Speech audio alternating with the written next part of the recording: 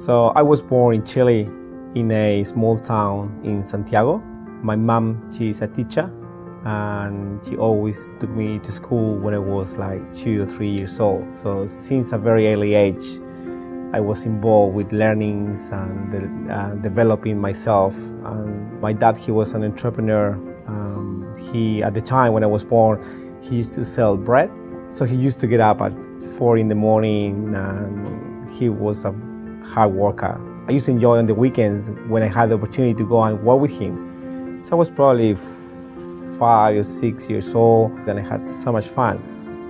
It was never work for me. So I would go to the bakery, see how the bread was being baked, and then we would put all the bread into the car, like, I don't know, like 2,000 pieces of bread, and then we would drive to the country in the car, in a van, and then people would come out and buy the bread. So since a very early age, I was always involved with adults and with people that had better, bigger ideas than I had. And that gave me a different view of reality, for which I'm very grateful of.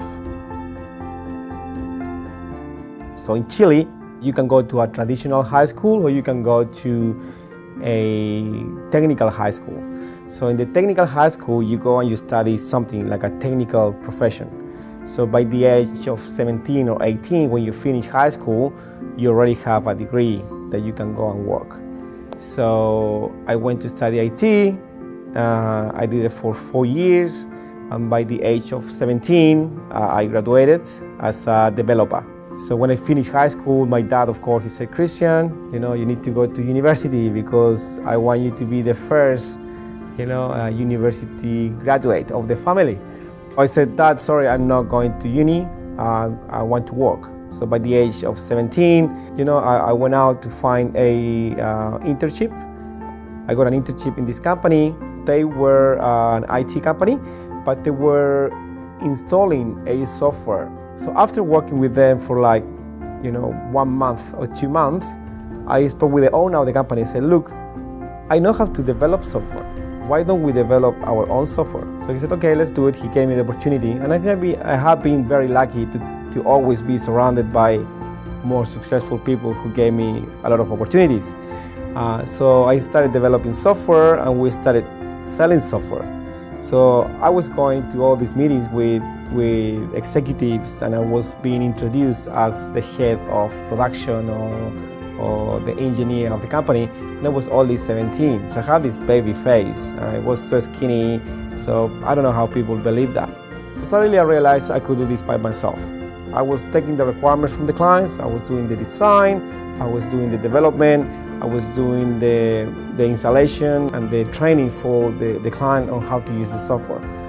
So I went to talk to my dad, and I spoke with him and said, look, Dad, I'm working for this company. I know you want me to go to uni, but I see a business opportunities here. And I said, Dad, I need a loan. So my dad gave me a loan. The same day I asked for the loan, the same night he asked me for the checkbook. He wrote me a check. So with that money, I went to the shops. I bought some tables, some desks, 2 computers, and I set up an office in my bedroom. And that's how I started my first business. At the age of 22, my dad talked to me and said, Christian, I have given you everything you wanted. I think you need to go to uni. And if you go to uni now, I'll pay you for your fees. And this will be the last offer I give you. So I went to uni and I started a double bachelor degree in business management and computer science. And I did that for 6 years. At my second year of university, I met one of my teachers who asked me, Christian, what do you do? Because you are the best of the class. And you haven't attended the classes, you just come to do your exams. And I explained to him that I had a background in software development and that I was running my business. So he said to me, Christian, I work for this company called PwC, PricewaterhouseCoopers. Why don't you send me your resume? We might need people like you in the company. So I started as a junior assistant for the Department of Information Security. And when I started working in that company, I realized that I didn't know anything. Everything, all the structures, the process, the procedures, the frameworks, everything was so new to me. I didn't know how to write an email properly. Pricewaterhouse was my second university. and it was great. I loved it because everyone loved their work. So I was so inspired to become better, to learn more, to be smarter. But I loved the work so much that I just immersed myself working in that company. So after 6 months, I was promoted to consultant. And my path was so fast to the point that, I was 24 at the time, and companies were headhunting me to go and work for their businesses. One day I got a call from a company called Derco. Derco is the biggest importer of cars in Chile. They have like 5,000, 6,000 employees nationwide. And I got a call to apply for a job to be in charge of all their audit department. So I went to the interview expecting nothing because I was so in love with PwC that I thought I'm gonna go and try it, but I'm just gonna see what is out there. So I went to this interview. I was so relaxed because it was no way I was going to leave PwC. So when they asked me how much money I wanted, I just put a ridiculous amount of money there. I thought, well, if they're willing to pay me this money, maybe it's worth it to move. Then I got a second interview, and then they called me and said, you got the job. And that was a big, big moment in my life. Yes, for a big, big change, because I had to leave something what I love for money. And I did it. I didn't know where I was going anyway. I thought, okay, opportunities, I have all this experience in PwC, I can easily go there, make changes, implement everything I've learned, and I was wrong. I was so wrong that I got into the new company, coming with this new knowledge, with all this energy, and I was this 24-year-old guy trying to tell these directors and managers in their 50s or 60s, how to do their job. So no one listened to me. I was ignored in so many ways. So I tried hard, and I did some courses, I did some training, but overall I was feeling devastated because I was coming from an environment that encouraged me to work harder and do more, and I got to an environment where they said, well, you know what, these are the 10 audits we need to do during the year. If you check all those 10 tickets, you're good. I said, well, okay, let's do something more. I think there's so much we can do here. I was looking around, I was seeing all the things we could do and implement. But the company had this culture where everything was already done, it was already set to work in a certain way. I got to the point when I said, you know what, I'm done, because I got to the top. So when you get to the top and you realize that that's all, so I could work here for 20 years, buy a bigger house, buy a new car, save money, but my development and my hunger and my passion for what I was doing, it was dying. So I thought, that's it. There's nothing else I can do here. So I quit.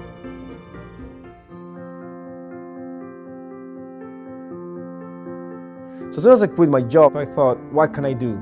I was still hungry for growing and for learning new things. So I thought, I'm gonna go overseas and study a master's degree.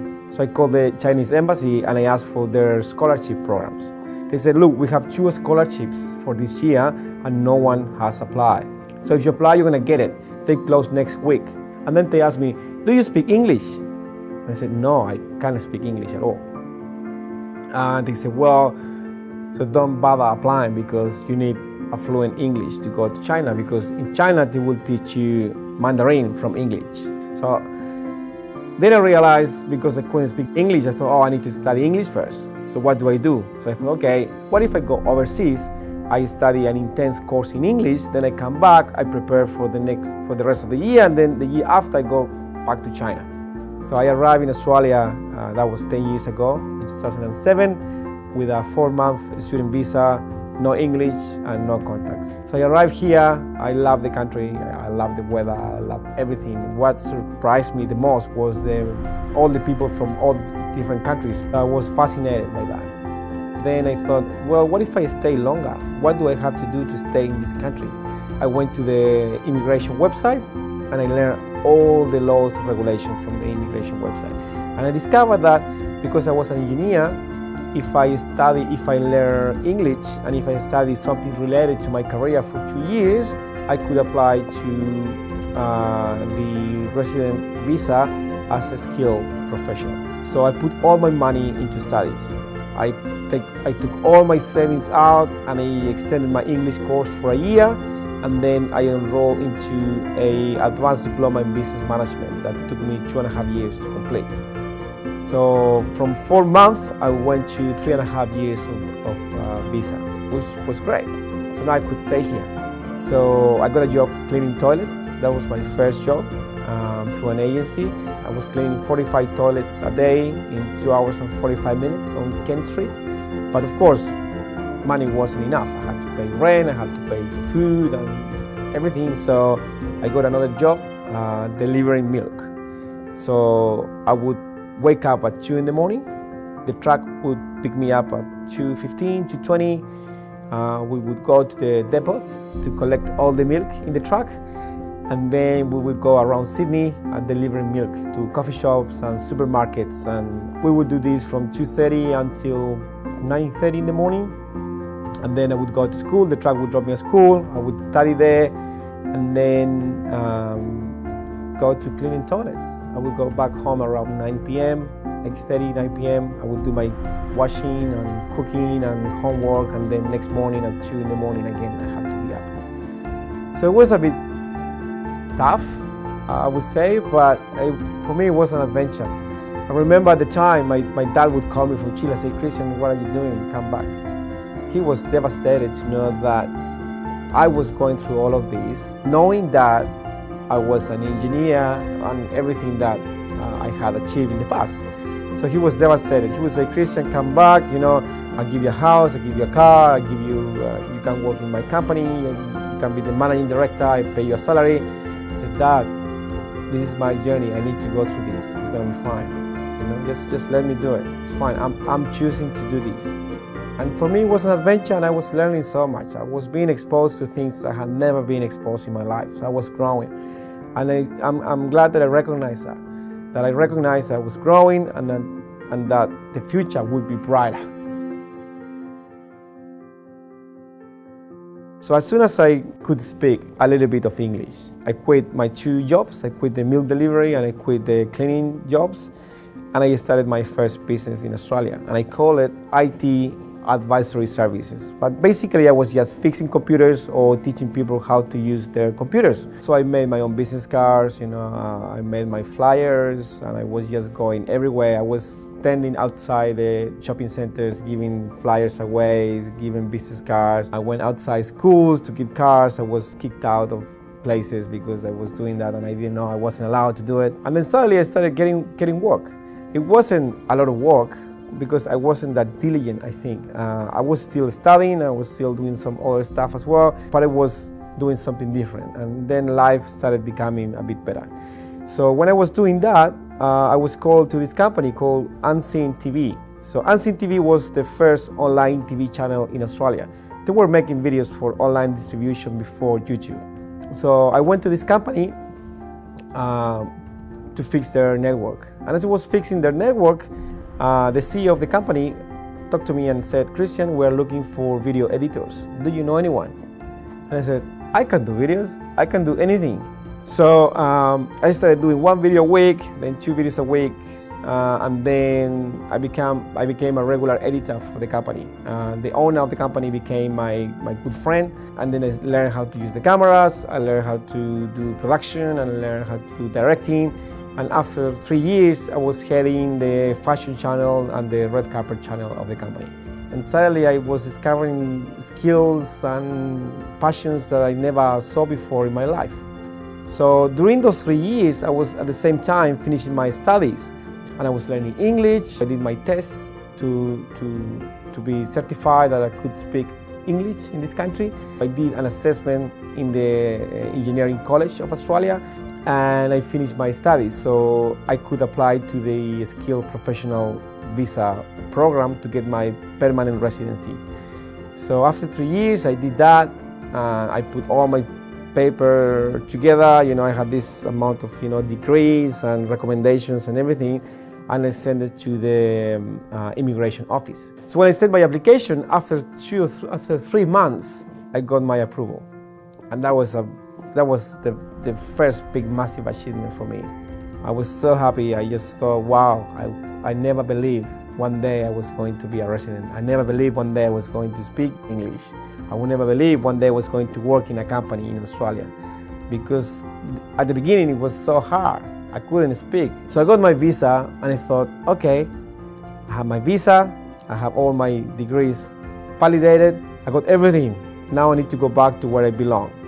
So I quit.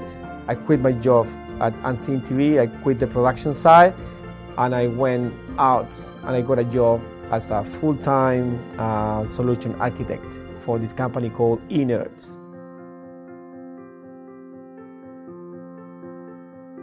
So when I first arrived in Australia, and I was with a mop, mopping toilets and being bullied in the toilets by Aussies, that were getting drunk on a Friday. And I was looking at them, I was with my trolley there.